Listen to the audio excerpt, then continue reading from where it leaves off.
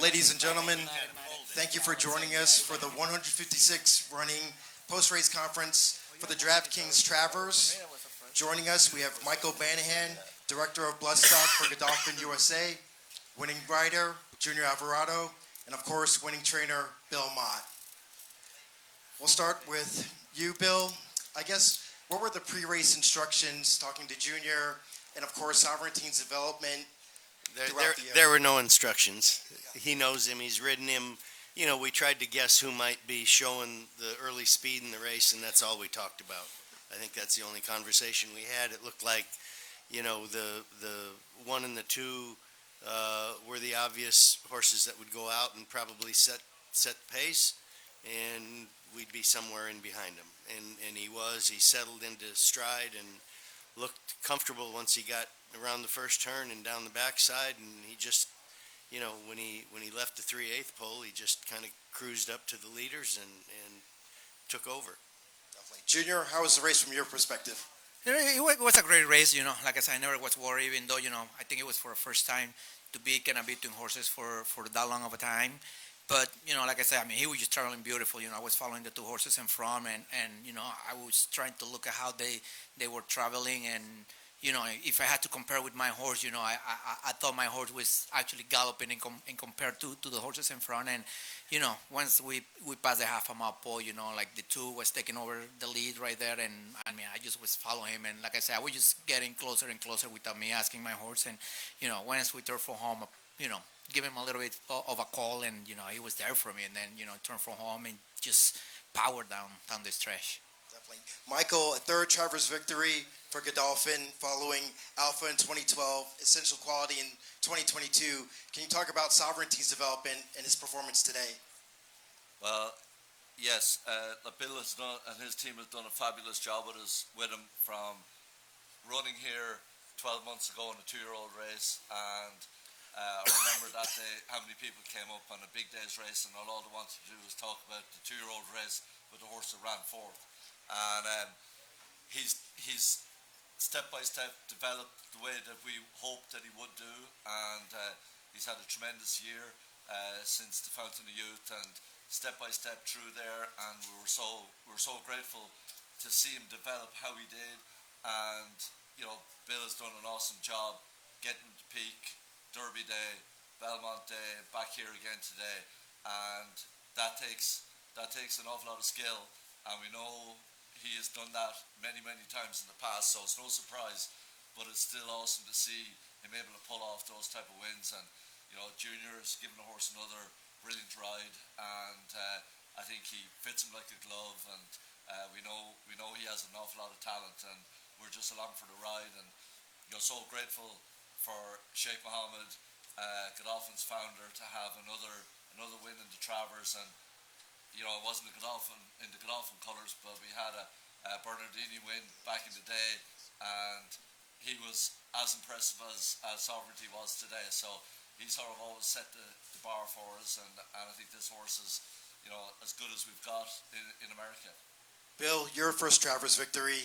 Can you speak to this moment?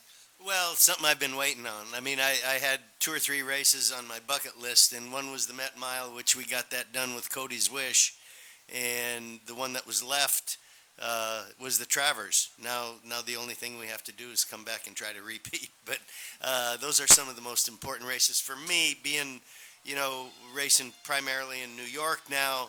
I mean, the Kentucky Derby was great, but I must say, for me, I think the Travers is a great race to win, and it's very satisfying and gratifying for me to get that done. Definitely. Junior, your first Travers victory as well. Can you speak to this moment?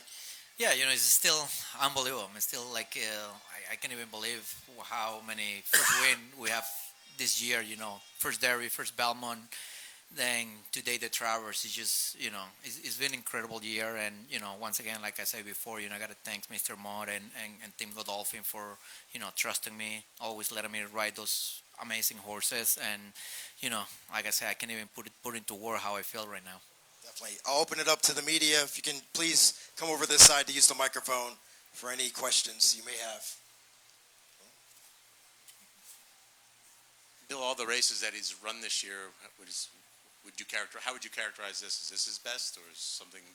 You know, it's really hard to top the Derby. I mean, he came from way back and over a muddy track, and this was a great race. I mean, his races have been very, very impressive. I mean, I think, you know, the final furlong of this race was very good. It was probably equal to the Derby, but that was, you know, the Derby was, the way it was run was in such a sloppy track, and he had to overcome so much, and, you know, 20 horses or 19 horses, whatever it is, but a much smaller field today, but the way he looked out there on the racetrack was incredible. I mean, I thought, you know, from the eighth pole to the wire, I said, wow, you know, he's looking pretty magnificent right now. And I thought he was traveling very well early in the race. I think he was, you know, the whole race was good and it was smooth.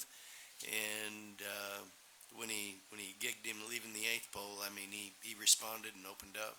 Is it the mile and a quarter that separates him from the rest of the field? Well, the fact that he can get a mile and a quarter is very important. I mean, we've won 3 races now at a mile and a quarter, but he's also, you know, he won the Jim Dandy at a mile and an eighth, and I don't think he's locked into a mile and a quarter. I think 9 furlongs is a suitable distance for him, but certainly, you know, the 10 furlongs, the mile and a quarter is the classic distance in America, and that's really what we're looking for. Bill, congratulations. He is arguably the most impressive 3-year-old since Justify in 2018 or American Pharaoh. Moving forward, how does he stack up against the older horses?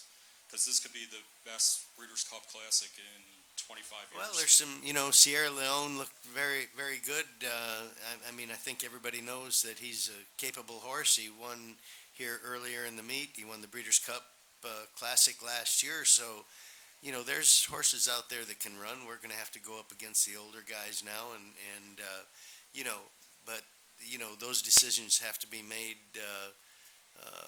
by the Godolphin team, and we'll see where we go from here. Any more questions from the media? Okay. Thank you, gentlemen. Please, one more. Michael, how much is the Classic on Godolphin's mind? Breeders' Cup Classic. Well, I would think that's the next logical step. We've always said after the Derby, the Travers was the next goal that we had. Well, with the Belmont as well, but the Travers was the main midsummer goal for us. And achieving what he's done today, the logical spot next to turn up will be in Delmar in the Breeders' Cup Classic. So as long as the horse is doing well and training as well as Bill wants him to be, I think that's where we'll end up next. Thank you, gentlemen. Appreciate the time. Congratulations once again.